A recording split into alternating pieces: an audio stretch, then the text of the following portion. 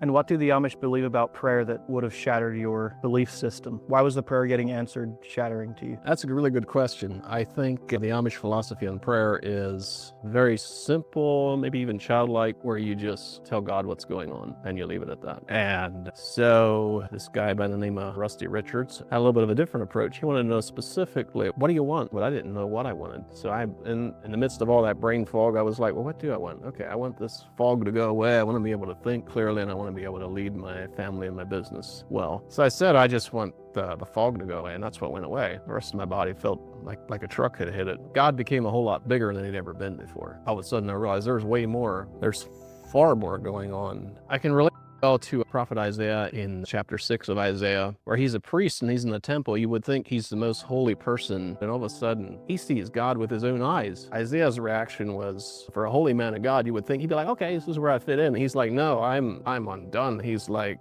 I'm toast. I've seen the Lord of hosts with my own eyes, and I know who I am, and it's not much. And I think that's really what undid the Amish theology. Was suddenly I realized that God is a whole lot more real than I ever gave him credit for. And I took my focus off of the Amish church and the Amish teachings and put it directly on God.